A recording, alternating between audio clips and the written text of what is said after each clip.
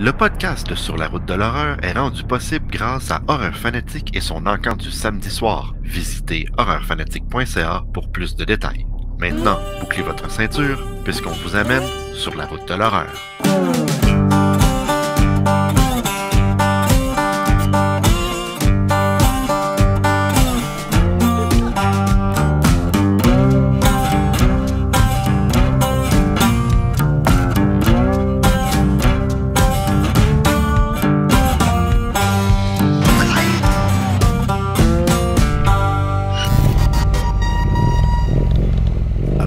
D'absence, me revoilà! Ben oui, je vous ai tourné le dos pendant 2 semaines parce que j'étais occupé à monter un certain show qui s'appelle Sur la route de l'horreur. Donc, salut tout le monde et re-bienvenue à cette... Salut les zombies! Ouais, t'as encore des excuses toutes pourries à nous donner, toi. Je sais pas si tu vas pas rester chez toi, là, parce qu'on était bien sans toi, finalement. Hein? Non, mais en fait, je voulais revenir parce qu'il n'y avait aucune raison au monde qui allait me faire manquer notre invité de ce soir, Carniard, que je connais depuis plusieurs années. Puis on s'est jamais comme parlé de la façon qu'on se parlait à soir. Fait que j'étais comme, je peux pas manquer ça pour une 3e semaine. Là. Je peux pas manquer le show. Donc voilà, c'est pour ça que je suis là. Et là, il nous manque Martin. Hey, Martin qui vient de finir sa séquence de 46 podcasts de suite sans manquer. Parce que Martin, c'est notre homme de fer, comme un peu dans la Ligue nationale de hockey. C'est vrai. Et ouais, Martin est malade ce soir. Il y a des gros mal ça arrive. Mais c'est correct. Puis là, on a Guillaume qui va passer la soirée avec nous. Guillaume. Yes. Tu portes le chandail à Danny, Guillaume. Qu'est-ce qui se passe? Oui. C'est vrai? Long story short, j'ai emprunté son chandail parce que j'ai un thumbnail à prendre en photo et une vidéo à faire en fin de semaine qui nécessitait le chandail de Freddy. Ouais. Attends, c'est vraiment le chandail à Danny. Je faisais une joke, là. C'est vraiment le chandail à Danny. OK, ça c'est drôle. Non, c'est vraiment pour les Morning Fries. Ça ici, que Danny porte dans presque tous les tournages qu'on fait, ou c'est pas tous les tournages qu'on fait, c'est une pièce d'anthologie. C'est le chandail que Danny porte à chaque fois qu'on le voit à l'écran. C'est bien celui-là. Je lui rends hommage ce soir. Vous avez et Guillaume et une partie de Danny qui est dans nos cœurs. Voilà. Fait que là, en fait, tu es en train de faire ton tour de table parce que tu as reçu un chandail cette semaine. Ouais, ça suffit. C'est ça que j'allais dire. Là. Faites le tour de table parce que là, c'est chiant. Mais par le thème. Bienvenue au tour de table horrifique. Vas-y, moi, Christophe. Voilà. Ah non, Guillaume. Christophe, Guillaume. Ah, ben, je peux commencer si tu veux. Donc, à part le chandail, là, je vais faire quelque chose. Je vais vous montrer en arrière de mon bureau. Voilà, ça a l'air de ceci. J'ai reçu ça ici, qui sont mes rideaux. Très cool. Comme ça ici, splashé de sang, ce qui fait que quand je suis tanné de voir le soleil, parce que des fois je me prends pour un vampire, je ferme ça, ça me donne l'impression d'avoir tué quelqu'un dans la soirée, c'est très cool. On est vraiment en train de te rendre... Je pensais jamais que Guillaume Boivin, ça jetterait des rideaux de sang, mais tu t'en viens un vrai, de vrai. Tu es en train de me corrompre tranquillement. J'ai toujours pas de poster de Jason Goes to Hell. Ah ben ça. C'est pas grave. Tu sais quoi faire à ma fête cette année, Steve? Christophe. Yes! Ben moi, cette semaine, là, tu sais, là, pour briser la magie, comme d'habitude, moi j'aime ça dire la date qu'on est. Là, on est le 17 février. Hein, c'est souvent diffusé bien longtemps plus tard. C'est la semaine. Demain, là, genre le 18, il y a Texas Chainsaw Massacre 2022 qui sort. Moi, je l'ai vu cette semaine pour Horreur Québec. Je viens de finir ma critique. Puis j'ai capoté. Vous allez tous l'avoir déjà vu au moment de la diffusion, là, mais les gars, ici, ils n'ont pas vu. Puis j'ai trippé. Mes attentes étaient les plus basses possibles. Puis pour vrai, là, c'est le meilleur depuis le premier. Voilà, donc, ouais, tu vas là, le meilleur depuis le premier. Ah, ouais. Ouais. Donc j'ai une question pour toi. Attends, il vaut mieux que tu aies raison parce qu'au moment justement où le podcast il va passer, si tout le monde s'en est battu les couilles, tu passeras pour un con, mon gars. C'est réussi en presque tout point. J'ai quelques petits bémols, mais rien de dramatique. Ça dure 83 minutes, ça passe comme ça. C'est court, c'est bien. Puis on est, tu sais, à quel point le premier était dans la suggestion. Après ça, tous les autres films, ça a été des plus ou moins niveaux de gore, tu sais, comme jusqu'à The Beginning, qui était ultra gore. Ouais. Mais celui-là, il est très, très gore, très, très le fun. Puis vous allez voir des kills que vous n'avez jamais vus avant. c'est du gros, là. C'est pour vrai, là. Fede Alvarez à la production, hein, le gars derrière Remake d'Evil Dead, qui a réalisé aussi Don't Breathe, que j'ai adoré. Je pense qu'il y avait quand même les mains un peu partout là, avec le réalisateur qui était un novice, là, parce que tu vois, ça touche, mais c'est... En tout cas, j'ai hâte que vous m'en parliez la semaine prochaine. Fait que moi, cette semaine, c'était sous le signe de Texas Chainsaw Massacre. Pour ça, je me suis positionné un peu dans la côté de ma section Chainsaw Massacre. C'est soit que j'ai vraiment manqué 2 semaines, beaucoup de semaines, ou tu viens de changer de décor? J'ai changé avant. Je suis dans le salon, je suis dans le sous-sol, dans la section cinéma, mais normalement, je suis comme dans un autre coin. Puis là, j'ai décidé de bouger les trucs. J'ai défait des boîtes en masse. Fait que là, j'ai pu replacer des bouts de collection. Fait que bien du Texas Chainsaw cette semaine. J'ai écouté le film 2 fois. J'ai écrit. J'étais vraiment dedans. Puis j'ai reçu ça par la poste. Le rue Morgue de mars-avril. Que j'ai même pas encore ouvert. Je le sais aujourd'hui. Puis j'ai pas eu le temps de le lire. Donc voilà, cette semaine. Vite, moi, ma question pour toi, c'est mettons que j'admets publiquement que j'ai vu aucun Texas Chainsaw Massacre. Est-ce que je devrais écouter le premier, puis après ça, le 2022, puis éventuellement comme Make Parce que, en fait, c'est ça qu'ils ont fait. Ils ont fait comme Terminator a fait avec Dark Fate. Ils ont ignoré les pas bons parce que ça fait plus de sens. Parce que, tu sais, Texas Chainsaw, puis on fait vraiment une petite parenthèse parce que Carnière est en backstage puis il nous attend, là, mais Texas Chainsaw Massacre, la franchise, c'est 9 films, OK? Puis à toutes les fois, ou presque, il faisait fi... La continuité là, était assez déficiente. Puis il y a plusieurs timelines, un peu comme dans Halloween, mais je pense que c'est la franchise que les suites font le moins du sens ensemble. Là, ça fait comme 3 fois qu'ils nous font la suite du premier. Fait que, tu sais, tu peux... Donc ça, c'est la meilleure suite du premier. Puis pour vrai, là, puis le deuxième, là, le deuxième en 86, c'était Toby Hooper qui l'a réalisé. Puis ça a tellement été censuré, puis ça a tellement été charcuté. Puis au niveau de l'humour, tu sais, tu l'écoutes puis tu l'aimes pour différentes raisons. Sauf que c'est pas le film que ça aurait pu être à cause des censeurs. Fait que, tu sais, c'est pas un film super réussi quand même, le deuxième, même s'il est ultra divertissant, puis Chop Top, c'est une pièce d'anthologie, là, c'est un personnage absolument incroyable. Mais je te dirais que celui-là, là, avec un Leatherface vieillissant, puis un autre personnage, Sully Hardesty, qui a survécu au premier, ça, c'est les 2 seuls personnages originaux. Le ton, l'ambiance, le rythme, les kills, puis les performances d'acteurs, ça marche. En tout cas, moi, là... j'écoute ces 2-là, je t'en reparle. Bien hâte de voir ça. Yes! Pour moi, j'ai reçu certaines petites choses. La première, j'ai reçu Halloween Kills, que je n'ai pas vu. C'est pas grave. Je n'ai pas vu. Je sais, beaucoup de monde qui dit que c'est extrêmement mauvais. Il y en a qui ont adoré.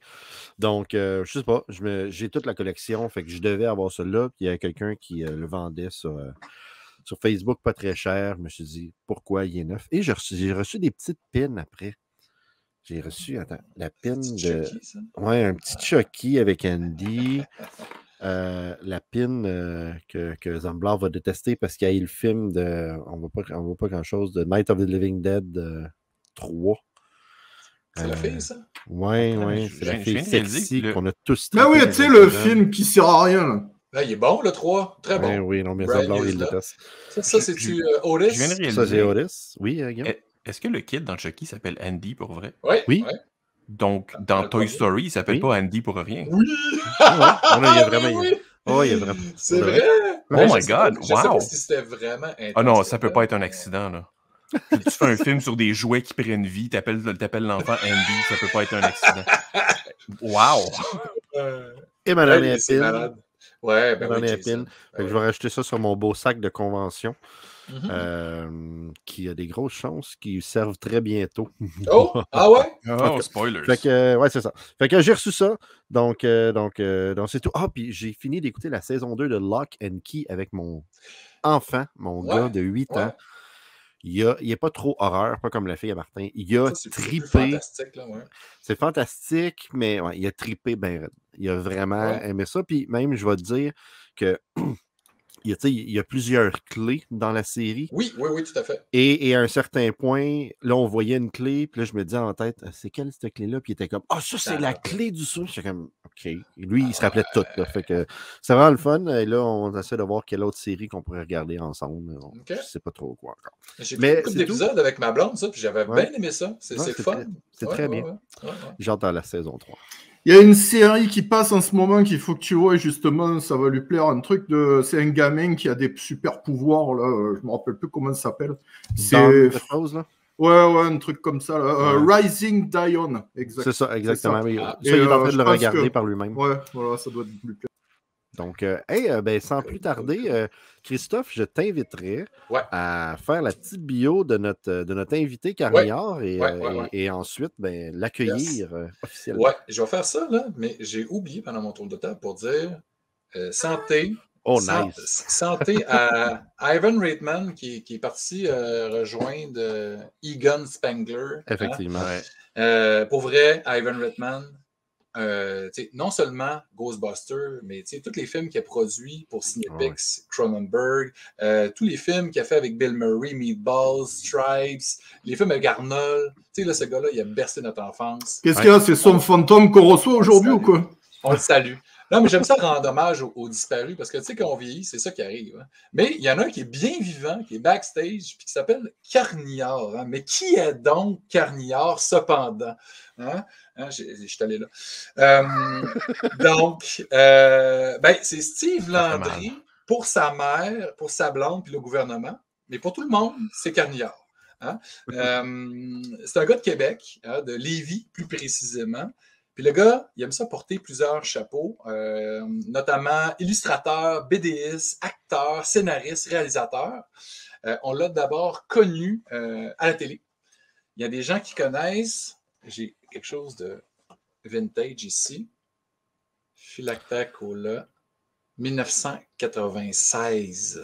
En VHS. Ça, là, la télé communautaire, ça a été repêché sur Télé-Québec. Ils ont passé 2 ans sur Télé-Québec. 2002-2003, évidemment, il y a eu des soirées, Flactacola, Spasme.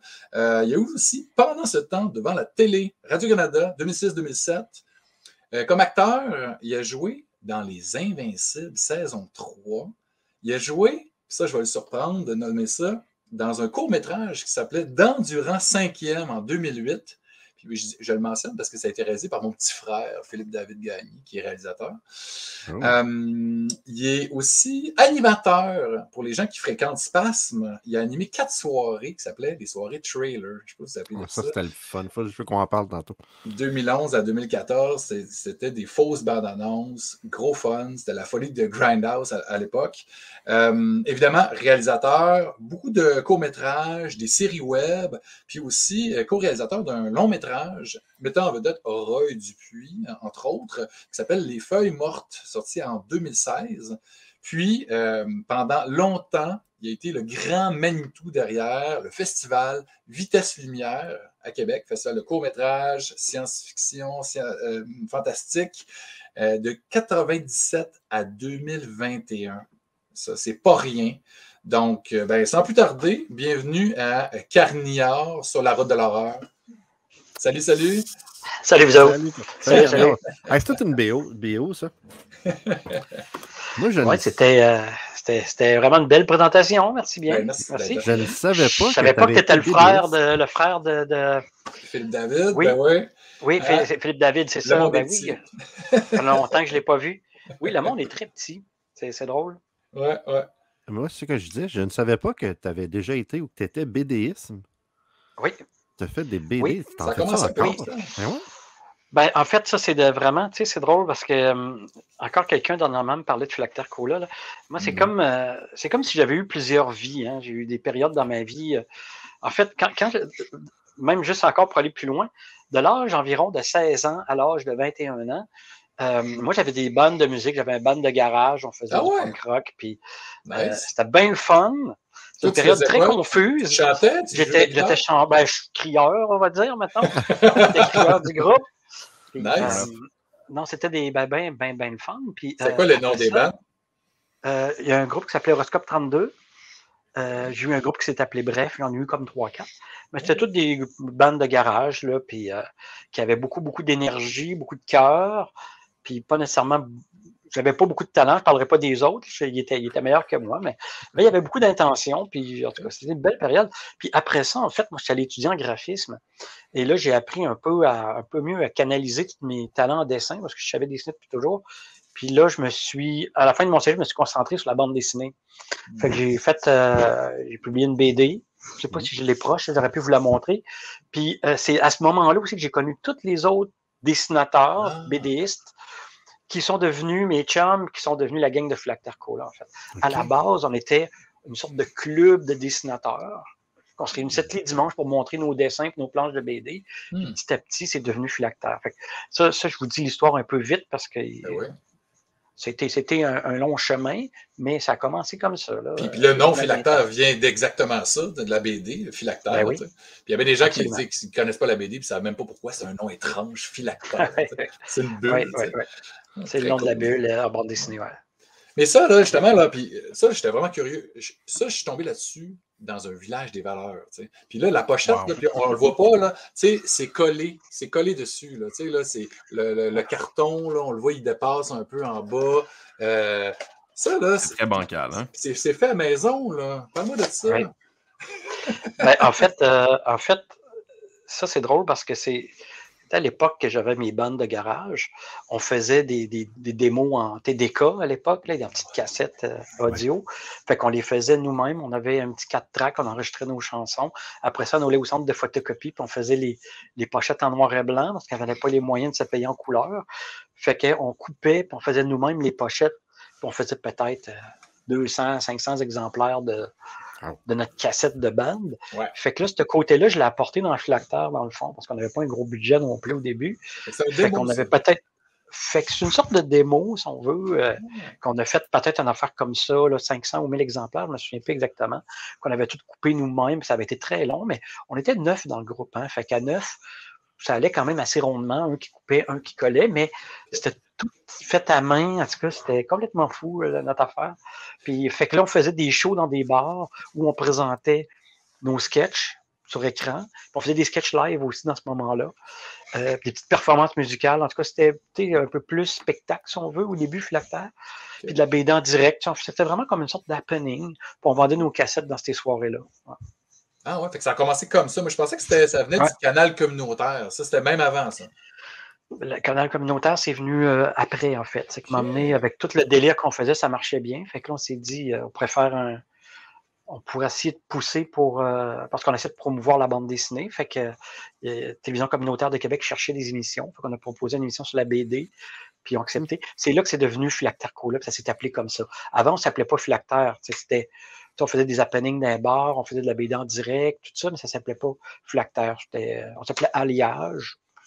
Fait que c'est resté même on voit ça dans les trucs de Philactère, Alliage, mais fait que c'était ça la base, mais l'émission Philactère, c'est la Télé-Québec. Excuse-moi, la télévision communautaire, ça a commencé. On le voit ici. Alliage, exact. Très cool.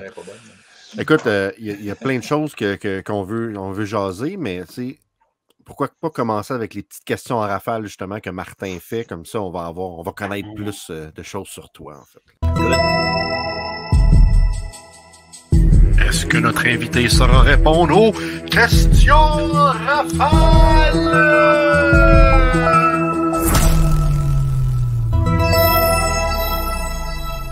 Là, c'est très drôle parce qu'habituellement, comme je dis, c'est Martin qui fait les questions en rafale. C'est lui qui les prépare. Il n'est pas là. Il m'est envoyé. J'ai aucune idée qu'est-ce que je vais lire présentement. Donc, je vais te lire et tu réponds. Alors, on a 13 questions. Première question. Pourquoi ne pas avoir choisi le nom Philactère Pepsi au lieu de Philactère Cola? Moi, j'aime mieux le cola que le Pepsi. Je fais la sortie officielle. Là. Je trouve ça un petit peu moins sucré, puis j'aime mieux ça. C'est tout. Good. Beavis et Butthead est le pire show télé de l'histoire, vrai ou faux, et pourquoi? Ah, moi, j'aimais bien ça. Moi, j'aimais ça. Par contre, pour moi, c'était pas le meilleur ni le pire. C'était cool. Tu sais, ça faisait partie de toute la grande famille des trucs que je pourrais dire un peu trash puis absurde, là, comme South Park et tout ça. Là. Ouais. Ben, parlant de South Park, si tu étais un personnage de South Park, là, lequel serais-tu et pourquoi? Oh! Ça, c'est une bonne question, ça. Je pense que je serais celui qui meurt à chaque épisode. Là. Kenny? Ouais, ça me va bien, ça, je trouve. Puis renaître de mes cendres à chaque fois. C'est bon, ça. Roy Dupuis est-il 1, le roi du ballonné, 2, le roi de Caleb ou 3, le roi de l'Apocalypse? J'ai aucune idée pourquoi il a écrit ça. Hein, fait que... Ouais, c'est parce que Feuille morte, en fait, c'est un film post-apocalyptique. C'est tellement incroyable. Il joue dans le film, puis évidemment, c'est un film post-apo. C'est quand même cool qu'il y ait un film post-apo avec Roy Dupuis, qui a été fait au Québec quand même. Mais je te dirais que c'était un très bon roi post-apo pour notre film. Mais je trouve que Roi de ballonné, c'est quand même pas un titre négligeable. Là. Ça peut être fier de ça. Si Dirk Gently était ton détective privé, te sentirais-tu en confiance avec lui? Je ne sais pas si je me sentirais en confiance, mais en tout cas, ça ne serait pas ennuyant. Ça, c'est sûr et certain. Ok, je sais pas c'est qui. Ouais, je vais lire la question. Vaut mieux lui que l'autre qui tout le monde meurt autour d'elle par accident. Vous connaissez pas Dirk Gently, les gars? Va falloir vous. Ah, il s'est coupé lui-même. C'est pas merveilleux. Dirk Gently, j'ai bien aimé d'ailleurs. Okay. Donc, Festival Lumière, Festival Vitesse Lumière, est-il un festival de lumière? La réponse est non. Ben, oui, parce que les gens qui venaient, c'était du monde très intelligent. Fait que c'était un festival de lumière. Ah, c'est merveilleux, ça. On t'offre 10 000 ouais, well played. On t'offre 10 000 pour jouer à Catan pendant une semaine sans pause, excepté manger, toilette et le dodo. Est-ce que tu accepterais? Pour combien, t'as dit? 10 000. 10 000, non. Non? C'est trop long. À 20 ans, tu aurais sûrement dit oui, mais plus là. Ah, pas là. C'est ça. Si l'école de karaté Cobra Kai existait dans ton coin, quelle serait ta réaction? Ben, j'irais faire un tour, en tout cas, ça c'est sûr. J'irais faire un tour discrètement. Puis ben, je regarderais comment que ça se passe un peu. Là. Ben, moi, dans mon cœur, j'ai toujours été plus Miyagi-Do quand même. Mais je trouve que ce qu'ils ont fait avec la série, c'est vraiment chouette. Puis tu t'attaches au Cobra Kai là, parce que tu te rends compte que c'est tout, dans le fond, des losers. fait que finalement, tu as beaucoup d'attachement pour ça. Non, mais c'est beau. C'est ça que moi, je trouve que vraiment, c'est une des plus belles twists, je trouve, scénaristiques, ce qu'ils ont fait avec Cobra Kai, de partir d'une série qu'elle a faite il y a 30 ans, sacrément, même 35 ans. Oui. Puis de faire ça, puis que tout se tient, tout est cool. Tu vois que c'est fait par des amoureux et ça fait du bien. Ah, c'est hyper divertissant. Puis en plus, ils vont chercher des vieux personnages. Puis tu fais comme, oh my God. Non, c'est... Ouais. OK, question numéro 9. Lord of the Ring est l'histoire d'une gang de joyeux lurons qui marchent tout le temps. Vrai ou faux? Ben, en tout cas, ils aiment ça marcher, ça, c'est sûr. Ça marche. Hein? Oui, c'est vrai. C'est vrai. Qu'on ait aimé ou pas, c'est dur de dire que c'est faux parce que c'est effectivement du monde qui marche longtemps. Ouais. J'ai aimé, mais il marche beaucoup. Puis il parle beaucoup en marchant aussi. Squid Game est l'émission parfaite pour initier son enfant de 8 ans aux jeux de société. Vrai ou faux? Ben, moi, je veux dire entre nous autres, oui. Mais je dirais pas ça au professeur de ma fille, mettons. C'est un peu violent. Il en reste 3. Si Donald Trump aurait été dans la salle lors de la remise des prix du festival Molière, lui aurais-tu lancé le prix en pleine gueule? Eh, mon Dieu. Non, je pense qu'en fait, j'y aurais donné une fausse adresse. Puis il aurait été chercher son prix à une place qui n'a pas un institut. C'est ça que j'aurais fait. Les mystérieux étonnants sont-ils des personnages de l'espace, des personnes surprises de trouver des choses mystérieuses ou des monstres verts venant de la mer morte? Ben, c'est des personnages mystérieux. Je ne sais pas si j'ai bien compris la question. Ben, ça a l'air que ça. Tu fais-tu partie des mystérieux étonnants? Non. Ou t'aimes ça? Okay. Je ne sais pas pourquoi que Martin a écrit cette question-là. D'abord, Martin, là, t'es dans le champ. Il est malade en ce moment. Donc, ouais, c'est ça, c'est pour ça. Fait il délirait peut-être. Et la 13e et dernière question, est-ce que tu es plus dans le clan de Freddy ou de Jason? Oh! J'ai toujours eu un penchant pour Jason. Hein. Puis, ça fait longtemps qu'on n'a pas eu un Jason. Je suis content. Là. Puis je pourrais pas dire pourquoi, en fait. Mais peut-être parce que quand j'ai écouté les premiers Vendredi 13, c'était vraiment une période typique de ma jeunesse qu'on dirait que ça m'a comme... j'ai eu un trauma là, qui est resté super longtemps.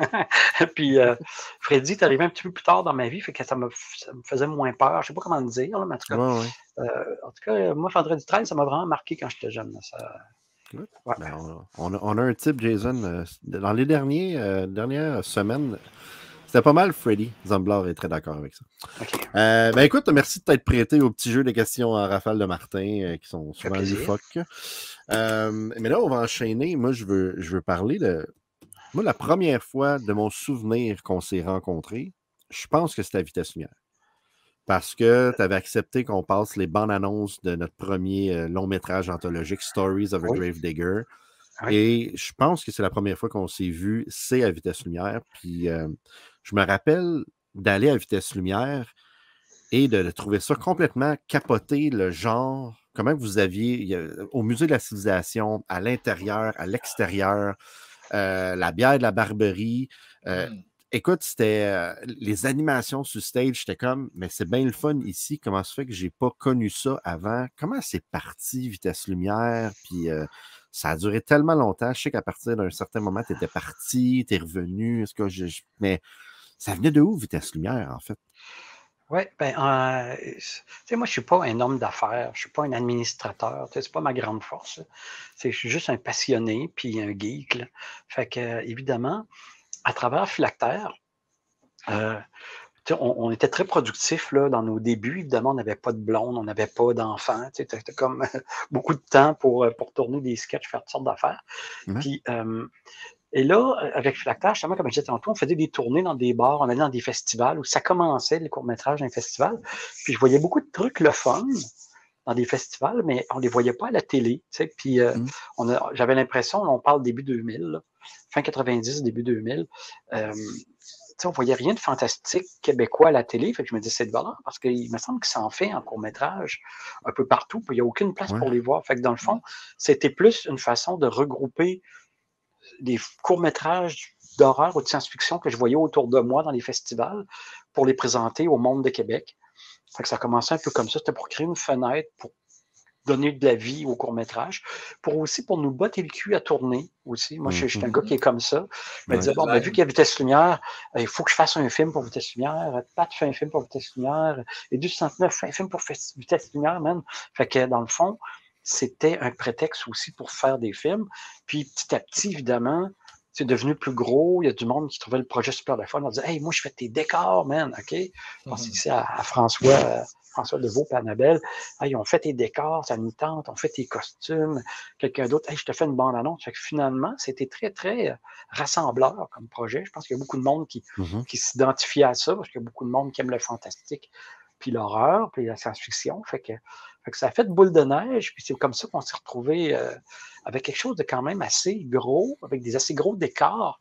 Ce qui est quand même assez particulier de Vitesse Lumière, c'est que tu arrivais dans la salle, puis là, à chaque année, on avait un thème. Admettons que c'était le thème Mad Max. Ben, tu avais une auto coupée en deux avec des bouts de décor, de poutres en acier, avec une tourelle, avec un canon. Puis tu sais, c'était comme complètement... Même moi, je découvrais ça. J'arrivais, je disais, tabarnak, vous êtes bien fou, vous avez fait ça quand? Quand est-ce que vous avez trouvé le temps de faire ça avec 500 ça fait en carton, puis avec des rebuts, des trucs comme ça. C'était pas un vrai char. Là. Il était construit de toutes pièces. La fois du char, il y avait un vrai char. Ils ont acheté, ils ont ramassé d'une dompe un char qu'ils ont coupé. Nice. Puis il y avait ça dans la salle. C'est complètement fou. Wow. Fait que évidemment, ça créait toute une ambiance. Tu sais, quand tu arrivais au festival, il y avait vraiment une ambiance intense. C'était le fun. Là, puis, ben, c'est ça. C'était vraiment comme ça. C'était un truc d'amour puis de cœur. Puis, on peut en parler maintenant ou plus tard par rapport à la suite de tout ça, mais ce qui est arrivé avec le temps, c'est que moi, j'ai déménagé à Montréal. Tu sais, j'étais originaire de Québec. Philactère, c'était à Québec. Après Philactère, ben, j'avais envie d'essayer d'autres choses. J'avais envie d'être sur d'autres sortes de plateaux de tournage. Fait que je suis parti à Montréal. Puis pour faire le festival à distance, c'était difficile. C'était pas facile. Puis, entre-temps, en plus, mais je le faisais. Je faisais l'aller-retour, tout ça. Puis là, quand ma fille est arrivée, là, vraiment, là, ça faisait plus. Je n'étais plus capable de faire le festival à distance et d'être père en même temps. Ouais. Là, on parle de 2012 environ. Fait qu'en 2012, j'ai quitté le festival carrément, mais il y avait déjà... L'équipe était bien rodée, la gang du décor était là, tout ça. Sauf qu'avec le temps, le fait que je ne sois plus là, je pense que ça l'a. C'est un peu malheureux, mais des fois, les projets comme ça, des fois, c'est tenu à bout de bras par quelqu'un. Ouais. Puis j'ai l'impression que j'étais peut-être un peu aussi le personnage central sur qui tout le monde se fiait, fait que ça a laissé quand même un trou. Et, mais aussi, c'est pas rien que ça, parce que je sais que la gang, ils ont tout fait du mieux qu'ils pouvaient pour garder la flamme. Mais c'est qu'aussi, il y a une affaire qu'il ne faut pas oublier. Puis là, on peut ouvrir un débat quand même assez large dans tout ça. Là. Ouais. C'est que là, il y a des gens qui se plaignent présentement qu'il n'y a personne qui va voir les films québécois en salle. Puis bon, c'est à cause de la COVID, puis tout ça. Bien avant la COVID, là, déjà, le monde n'allait plus voir les films québécois en salle. Là. C'est un problème qui est là depuis un moment. On pourrait en parler tantôt pourquoi. Puis, mais nous, l'assistance, on l'a vu à travers les années, puis avec l'arrivée du streaming, entre autres, on a vu que l'assistance a baissé. Puis je parle avec d'autres mondes de d'autres festivals de films.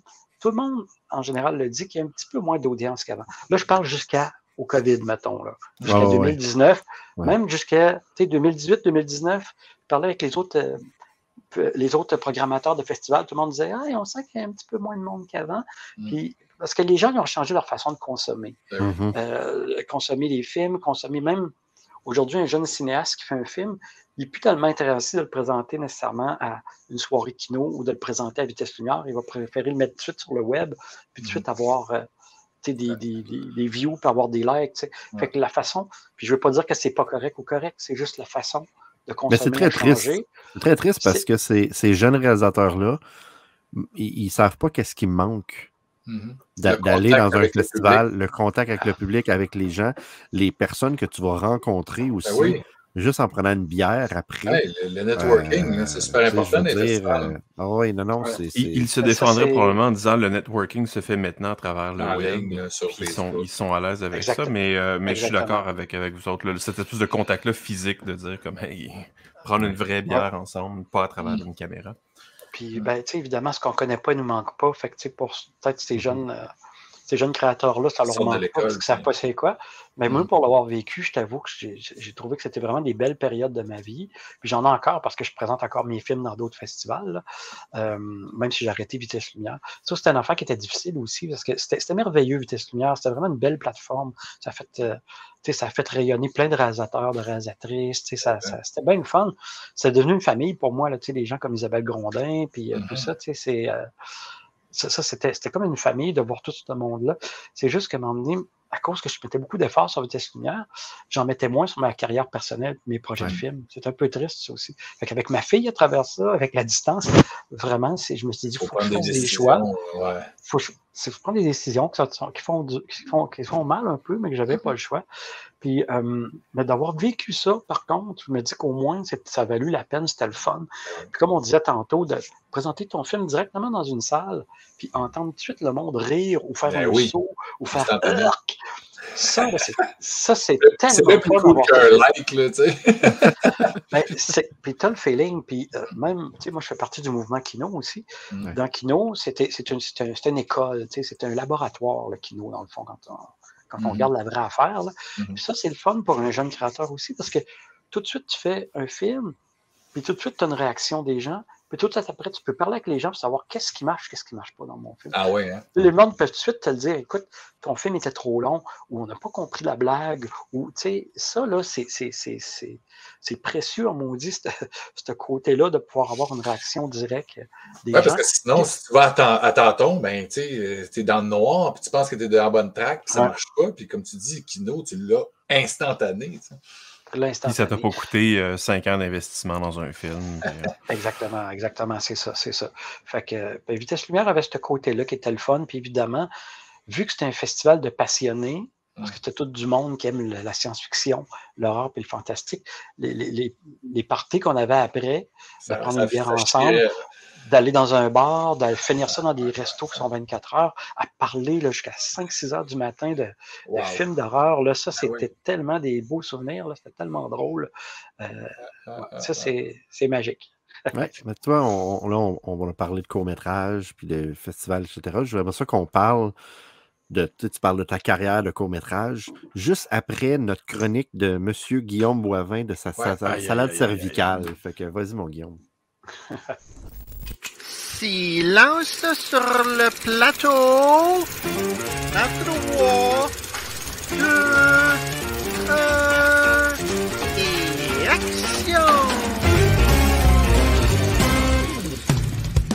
Je vais faire un petit retour en arrière. Il y a quelques semaines, dans le temps des fêtes, je vous avais sorti une série de musique de Noël à thème cthulhuien, Lovecraftien. Oui. Qui était incroyable. Dans le but de sauver votre temps des fêtes et de vous épargner ces musiques qui sont absolument exécrables la plupart du temps. Maintenant, je suis un peu off-topic, mais jusqu'à un certain point, Carniard, je pense que tu es le bon public pour ça, parce que c'est un peu trash. J'ai découvert récemment, donc, il y a autre chose qui est un peu agressant par moment. Moi, je suis père de famille. Je pense que toutes nous autres, on a des enfants. La plupart des gens qui nous écoutent ont des enfants aussi. On sait très bien qu'il y a des moments où écouter Pat Patrouille en boucle, c'est la merde. C'est en train de tranquillement perdre la carte. J'ai découvert qu'il y a sur YouTube une série de vidéos Peppa Pig d'horreur. Et ça a l'air d'être une mode. Donc, vous pouvez chercher, il y en a une pelletée, ça a des millions et des millions de views. J'en ai choisi un presque au hasard. Elzamblas, si tu veux passer la bande-annonce, ça dure à peu près 1 minute.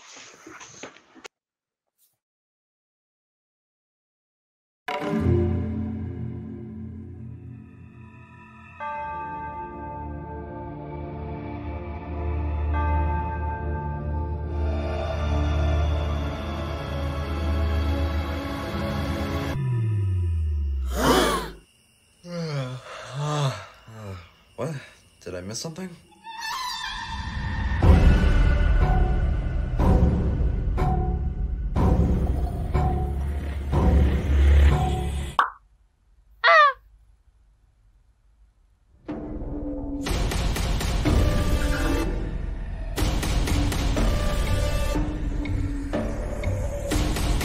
If I die, I will figure out a way to get down from heaven and murder you.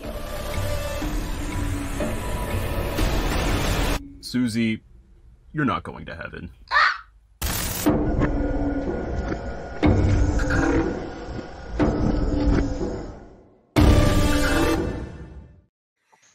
OK, wow.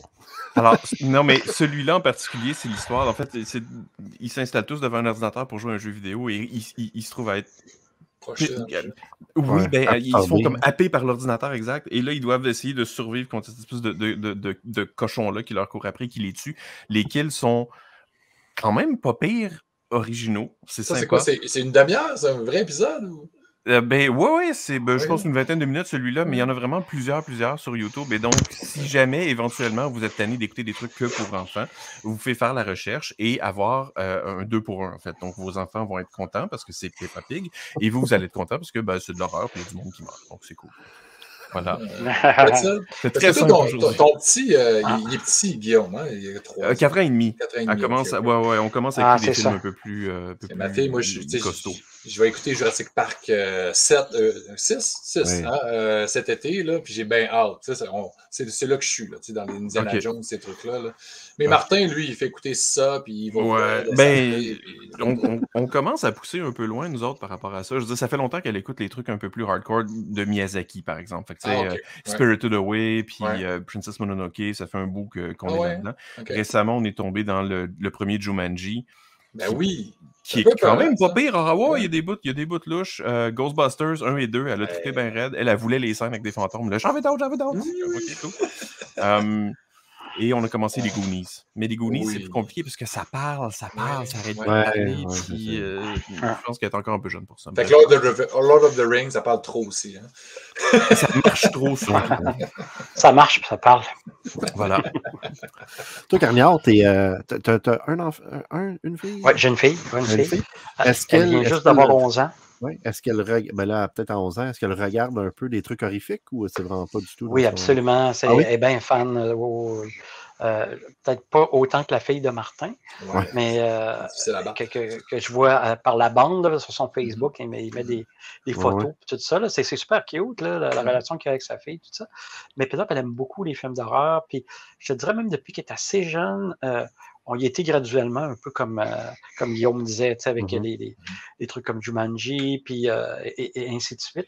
Mais tout ce qu'on pouvait, Ghostbusters, tout ce qu'on pouvait y montrer qui était on faisait des recherches sur Internet là, qui étaient Ouais. potables. Puis là, maintenant, on montait le rating. On disait, bon, ben, je pense que t'es rendu à écouter des trucs à 13 ans et plus. Ben ouais. Fait que ça, c'était vers l'âge peut-être de 8 ans environ. 13 ans et plus. Ouais. Puis là, rendu à 11 ans, fait que là, on n'écoute pas de mature, mais on écoute tout le reste. Là. Fait qu'elle écoute quand même, on écoute beaucoup. Là, présentement, on écoute pas mal tout avec elle. C'était le fun avec un enfant. Pour ceux qui ont des enfants plus vieux, ou comme pour toi, Guillaume, tu vas le voir avec le temps, c'est qu'avec ton enfant, tu redécouvres tout plein de classiques. Plein de films, moi, que j'avais. Ça faisait longtemps que je n'avais pas vu, tu sais, comme les Terminator. Ça faisait longtemps que je ne les avais pas vus. Fait que là, je réécoute avec ma fille. Puis Terminator, ce qui est cool, c'est que j'ai pas dit à ma fille qu'il y avait un 3, 4, 5. J'ai juste montré 1 et 2. Smart. Juste ça. Ouais, mais t'es là aussi, hein, parce que les autres, franchement, ça vaut peut-être pas la peine. Hein. Puis j'ai fait la même chose. J'ai fait la même chose avec Alien. J'ai montré 1 et 2, puis j'ai pas dit qu'il y en avait d'autres. Ah, mais tu sais, c'est ça. Toi, t'es plus niché. Tu écoutes les meilleurs, puis là. Ouais. Mais tu sais, les enfants, ils aiment ça écouter les suites. Hein. Il y en a-tu un autre? Tu sais, quand t'as le malheur de présenter un film, qu'il y en a juste un. On peut écouter le 2? Mais non, il n'y en a pas. Mais comment ça, il n'y a pas de 2? Ça n'existe pas, ça, un film qui n'a pas de 2? Tu sais, à cette heure, c'est ça. Habitué à ça. Ouais. Mais ça a commencé dans les années 80, ça. Ça a commencé dans les années 80, hein, les trucs de faire des suites, parce qu'avant ça, il n'y en avait pas tant que ça. Les années 70, les années 60, à part James Bond. Ouais, absolument, tu as raison. Mais il n'y avait pas de chiffre. Les deux, hein? Non, c'est ça. Il n'y a pas de chiffre, c'est ça. Fait que ça, c'est quand même quelque chose qui est dans une culture plus récente. De faire des suites. Est-ce que ta fille écoute tes films? Est-ce que tu lui as montré tes films, tes courts-métrages, Flactacola, tout ça? Qu'est-ce qu'elle pense de ça? Est-ce qu'elle aime ça? Elle est fière? Est-ce qu'elle oui, elle trouve ça drôle. Oui, elle trouve ça drôle, elle trouve ça le fun. C'est sûr que pour elle, ça commence un peu à dater. Mais elle trouve ça drôle. Les courts-métrages, il y a Feuille morte que je n'y ai pas montré parce que Feuille morte, c'est quand même assez intense. Puis, dans la violence, on s'entend toutes, là, on en a vu des affaires. Tu as deux sortes de violence. Tu as la violence qui est gore, qui est quasiment drôle, puis qu'on est capable, tout le monde, de voir que c'est pas vrai. Mais tu as une violence, des fois, qui est plus réaliste avec quelqu'un qui va se faire vraiment maltraiter, torturer, quelqu'un qui se fait violer. Tu sais, quand tu vas dans ces zones-là, je regarde ton chandail de Lucille, puis ça me... Voilà, c'est ça. La violence un peu traumatique. Lucille, exactement. Fait que malheureusement, dans Feuille morte, malheureusement ou heureusement, on a des scènes quand même assez crues. On voulait faire un film. C'est un post-apo réaliste, c'est pas du Mad Max. C'est vraiment, si demain ça chie, ça devrait ressembler à ça. Tu sais. Fait que la loi du plus fort, des villages qui se ferment. Tu sais, on voit de toute façon déjà juste avec le COVID, le monde qui se bat pour le papier de toilette. Fait que imagine si ça va mal pour de vrai, là. Ça va être l'entraide, il n'aura pas tant que ça. Fait que dans le fond, nous, on est allé dans cette direction-là. Fait que c'est assez cru, c'est assez violent, c'est assez égoïste. Puis là, je n'étais pas prêt à le montrer encore à ma fille. Mais tous mes autres courts-métrages, peut-être je vais attendre 14 ans, mettons. 14 ans, je pense qu'on va pouvoir l'écouter. Mais sinon, pour tout le reste, j'ai montré mes courts-métrages. J'étais là sur des plateaux aussi. Elle a vu comment ça se faisait. Cool, j'aimais ça. Ouais, ça, j'aimais ça y montrer un peu. L'envers du décor. L'envers du décor. Il y a un de mes derniers courts-métrages, ça fait un petit moment quand même, là, c'était 2017, mais certains l'ont vu comme une parodie d'Alien.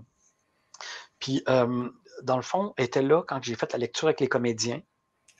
Parce que je la gardais ce soir-là, ma blonde travaillait. Fait que là, elle était assis à table. Là, j'ai dit, là, tu parles pas, faut pas que tu me déranges, mais tu vas voir comment ça se passe.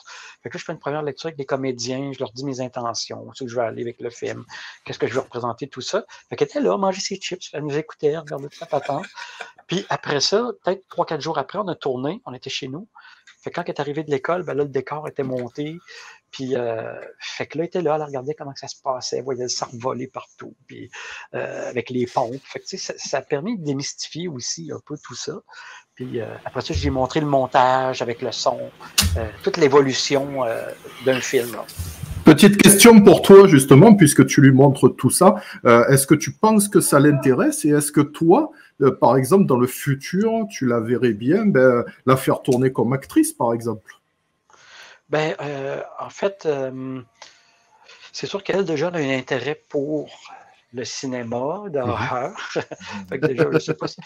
Fantastique surtout, elle s'intéresse beaucoup au fantastique. C'est Burton. Fait que ça l'intéresse, ça l'intéresserait de travailler dans ce milieu-là plus tard. Mais tu sais, on s'entend qu'elle a 11 ans, puis moi, à 11 ans, je voulais être astronaute. Fait que, non, mais, Ben, je la décourage pas, évidemment, c'est ça qu'elle veut faire, c'est super. Tu as encore le elle temps, tu as juste à elle a devenir dispensé. milliardaire puis à te payer un voyage avec Jeff Bezos. Ah, Exactement, ouais, exactement. Ça s'en vient bien. J'ai commencé une fusée dans ma cour, puis c'est pas si Cool. pire.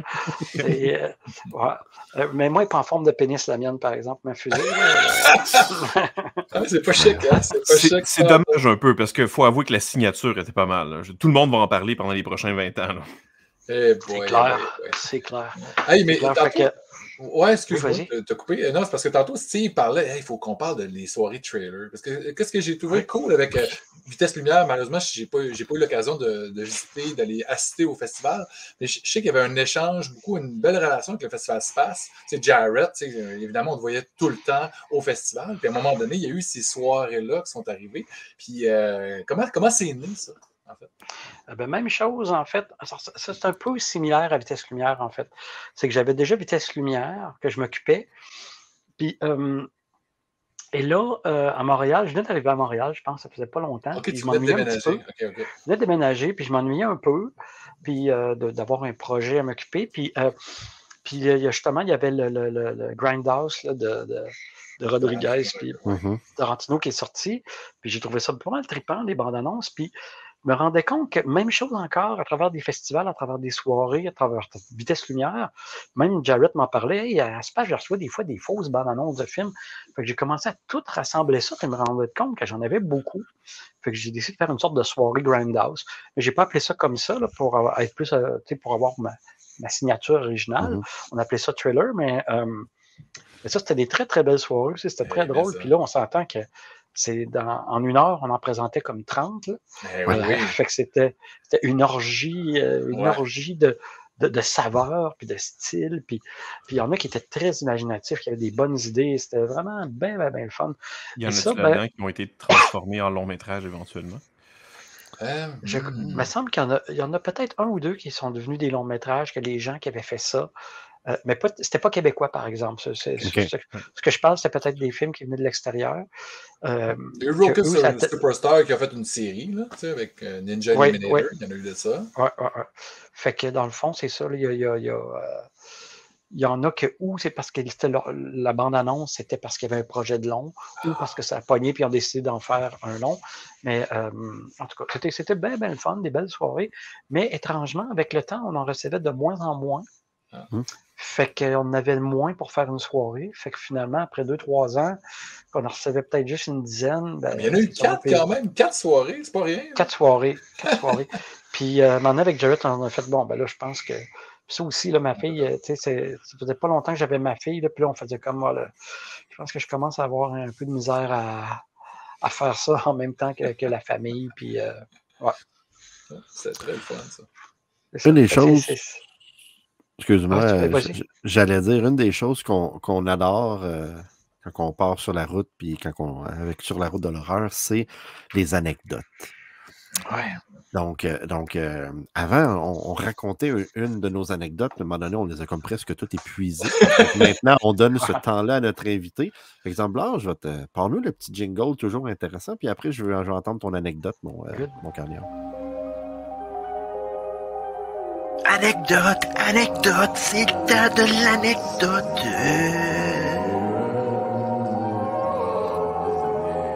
Des anecdotes. J'en ai des milliers, là, évidemment. Ben oui, te mettre en spot comme ça. Sors-nous-en une, tu sais.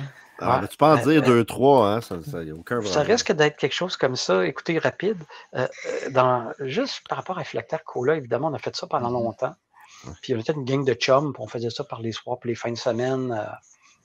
Pour s'amuser, au début, parce qu'on aimait ça, puis tout, jusqu'à temps qu'à un moment donné, on en fasse un métier, mais au début, c'était sans prétention, c'était pour le fun. Fait qu'on a fait 400 sketchs avec Philactère quand même. Fait que, il s'en est passé pas mal d'affaires. Il y a une fois, c'était dans nos débuts, on faisait un sketch avec des sortes d'enquêteurs là, à la X-Files, avec nos fusées en plastique. Puis, à un moment donné, on se rend compte que, mais ça, il y a plein de monde de cinéma indépendant qui c'est arrivé. Là. C'est qu'on tournait dans le quartier Saint-Roch à Québec. C'était pendant, je pense, la guerre des motards en plus. En tout cas, c'était pas...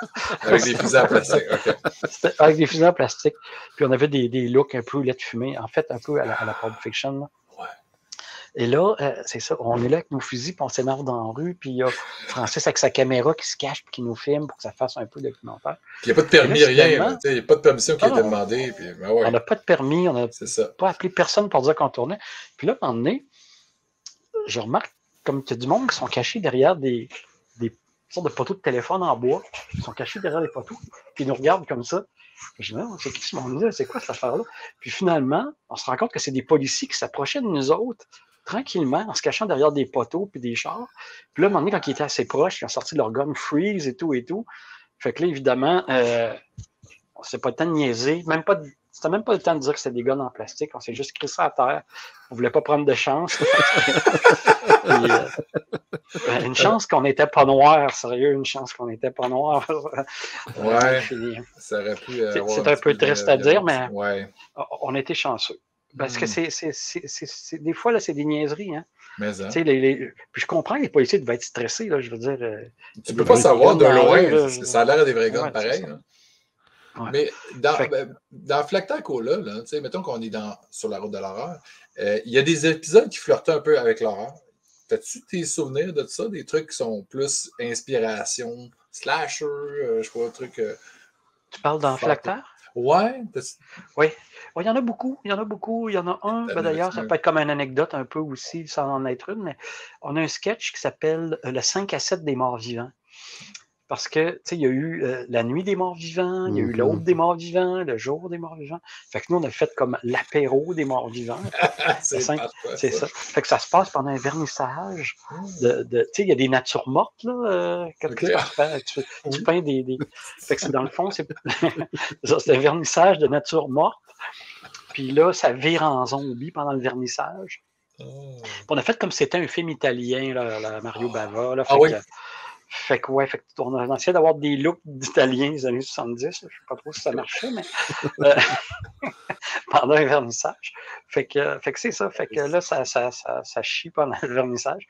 Fait que ça, c'était assez drôle. C'était bien le fun à faire. Puis on avait notre propre recette de sang, évidemment. Puis il y a Édouard, à un moment donné, du 69, c'était le héros du film, là. Je ne me souviens plus comment il s'appelait, Pedro, une sorte de nom de même. Puis il fallait qu'il casse une bouteille de vin. Puis qui dit aux zombies, venez-vous-en, bande de tapettes. Évidemment, parce que c'était dans les années 70, c'était le genre de commentaire, tu sais, pas de classe, là. Fait que, sauf que la fameuse bouteille de vin, elle ne cassait pas, c'était pas cassable. C'était pas en sucre, c'était pas en sucre. Non, ben non. C'était une vraie bouteille de vin. C'était une vraie bouteille de vin. C'est pas facile à casser. Puis il essayait de la casser, puis il n'était pas capable. Puis on dit, ben voyons donc, passe-moi là. Puis on ne réussissait pas à la casser. C'est plus fort qu'on pense, c'est plus solide qu'on pense, une bouteille de vin. Sauf sur un plancher en céramique. Ah ouais. Oui. Sauf que tu veux pas qu'elle pète de même, sinon ça fuck ta scène. Fait que... Puis d'ailleurs, en parlant de bouteilles, si on veut parler d'anecdotes, moi j'ai toujours rêvé de filmer une bagarre dans un saloon, un western, une bataille dans un saloon, une bataille générale. Puis dans Feuille morte, il y a un moment similaire à ça. Okay. Et puis Roy Dupuis se fait péter une bouteille de Jack Daniels sur la tête. Et là, justement, évidemment, on savait que c'était dur à casser une bouteille. Là. Fait qu'on on a commandé une bouteille en sucre des États-Unis. Puis, mais c'était tellement trippant de faire ça. J'étais tellement content de faire ça, de casser une bouteille sur la tête de quelqu'un. Puis ça un fantasme de petit gars, là, tu sais. Ouais, c'était vraiment un fantasme de petit gars. J'en ai eu beaucoup avec Flacta, des fantasmes de petits gars, là, justement. On a fait une parodie du film Armageddon. C'était assez bien foutu. On faisait beaucoup de parodies, en fait, aussi. Beaucoup. Hein.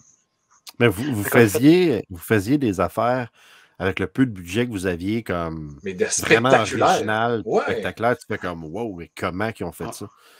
C'était assez incroyable. Il y avait dans les 9 gars, en fait, il y avait. Tout le monde avait. Ça donne comme ça, mais c'est ça aussi, comme quand on regarde des films d'aventure avec plusieurs personnages. C'est que chacun a un skill. C'est ça qui fait que ce groupe-là va ensemble. Puis c'est tous des morceaux d'un tout. Puis dans Flacta, c'était vraiment ça. Je pense que chacun avait un talent. Que ce soit un qui a vraiment un talent en menuiserie, un autre en direction artistique, un autre en montage. Puis on dirait que tout ça, c'est comme collé en même temps. Et là, c'est pour ça qu'à 9, on a réussi à faire un produit qui avait vraiment de la gueule. pour le prix qu'on avait. À Télé-Québec, on avait quand même du budget. Là, on ne faisait plus ça n'importe comment. Mais ça reste que le budget qu'on avait, c'était le budget pour genre des séries, il ne se passe pas grand-chose à la télévision. Là, c'était pas un gros budget. Ça coûte cher quand même. Là, oui. Fait que nous, on récupérait, en fait, on avait comme construit une pièce, un décor, là, une pièce. Puis là, c'était tout le temps la même qu'on réutilisait. Là. La porte était tout le temps à la même place, la fenêtre était tout le temps à la même place. On changeait la tapisserie. On récupérait beaucoup d'affaires qu'on avait là. Hey, ça va tellement vite. On arrive à la fin du show. Avant qu'on quitte, j'aimerais ça que tu nous parles. On parlait tantôt ta carrière de réalisateur, ces choses-là. Qu'est-ce qui fait Carniard ces jours-ci? Feuille morte, ça fait déjà une couple d'années. Absolument. Et quoi de neuf? Quoi de neuf? Qu'est-ce qui s'en vient? Que tu peux nous parler, évidemment. Oui, c'est ça. Plein de projets en même temps, mais... Exactement. Ben, c'est sûr que j'ai plusieurs projets en même temps. L'affaire, c'est que on fait tout le temps des petits contrats pour gagner sa vie de corpo, de réalisation, de ci puis ça. Puis, j'ai eu des grosses remises en question aussi, à peu près dans les temps de feuilles mortes, là, par rapport à ma carrière, tout ça, parce que des fois, on fait plein de contrats, puis on se rend compte que finalement, c'est pas si le fun que ça, puis on est comme un peu loin du rêve qu'on avait de base de faire du cinéma. Je ne sais pas si vous me comprenez un peu. Oh, très, très bien. Comme, entre autres, quand on fait beaucoup de pubs, on finit par un peu... C'est pas du cinéma, c'est pas de l'art. C'est vraiment... On fait des saucisses, puis on vend des saucisses, puis on fait des saucisses. Puis j'ai travaillé beaucoup en pub, moi, puis ça m'a un peu m'emmené tanné. Puis il y a une période, en fait, mettons, là, à peu près dans les périodes de feuilles mortes, tout ça, où j'ai comme quitté le cinéma, en fait, pour faire d'autres choses. Je travaillais plus dans l'événementiel pendant un moment. Puis, j'ai travaillé un peu avec Jarrett aussi quand il essayait de starter tout le délire McFly, c'est ça. Mais aussi, j'ai travaillé pour d'autres affaires. Mais juste parce que j'étais un peu tanné, j'avais besoin un peu comme de me ressourcer un peu, tout ça. Mais là, je suis revenu à Québec. Puis là, finalement, depuis que j'étais à Québec, le téléphone sonne tout le temps, finalement. Il y a tout le temps des petites choses tripantes à faire. De mon chum Edu 109 qui a fait la bataille de Faradar, son premier long métrage. Fait que, ça sort quand, ça? Tu peux nous dire? Je ne sais pas. Je ne sais juste pas. On va lui demander. Ouais. Vous l'inviterez. On va l'inviter carrément. En tout cas, c'était pas mal le fun, ce plateau-là. C'était vraiment, vraiment le fun. Puis, fait que, j'ai travaillé là-dessus, j'ai travaillé sur plusieurs affaires, mais c'est surtout, en fait, que moi, depuis 2-3 ans, j'ai reçu une bourse pour écrire un long métrage. Quand même, c'est des bonnes bourses.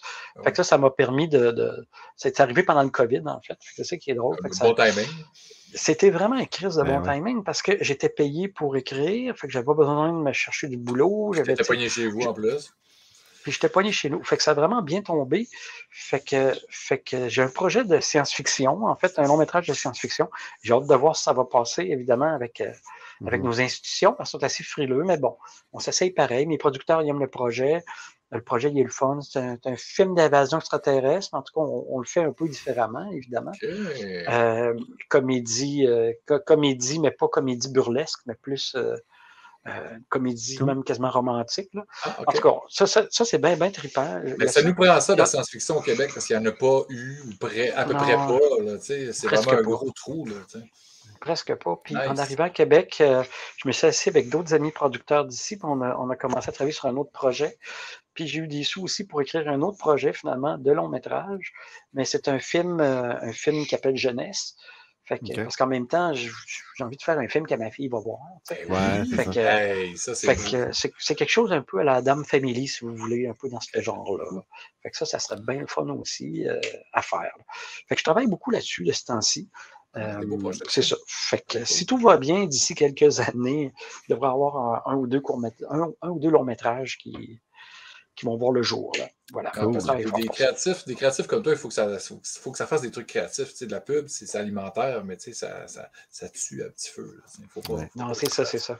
Ben, on va suivre ça, puis on espère que ça va arriver jusqu'au bout. Quand on regarde Faradar, ça fait tellement longtemps que ça a été fait, et là, enfin des années plus tard. Des fois, ça peut être long de faire un long métrage. Le court-métrage, il date de quand? Là? Ça fait 15 ans, certain? Là? Je pense que à peu près 15 ans, parce qu'on calculait, j'en ai parlé à Jared dernièrement, Jared Mann, qui, je pense qu'il l'a fait pendant Vitesse Lumière, d'ailleurs, Faradar, fait qu'en 2006. Oui.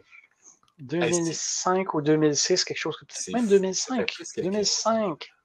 C'est fou. C'est tellement drôle. Là. Je ne sais pas si ça fonctionnerait aujourd'hui, là, autant, là, mais à l'époque, j'ai ri en maudit. J'ai hâte de voir ce qu'il va faire avec le long métrage. Ça marche encore assez bien. Ouais. Vous voyez, Faradar, il a été fait à Vitesse Lumière. Aussi, on avait un cabaret comme Aquino. On a invité les gens à venir faire un film d'horreur ou de science-fiction pendant 2 jours, pendant les jours du festival. Fait qu'on montait une petite équipe, faisait des films, et on écoutait ça à la fin du festival, les films. Puis Faradar est sorti de ça, en fait. Ouais. Fait qu'on a vu live le film pour la première fois. Ouais, je m'en souviens, c'est ça. Fait qu'on voyait les films live, c'était trippant, Christy, ces soirées-là. C'était vraiment comme le beau bonus du festival à la fin. Hein.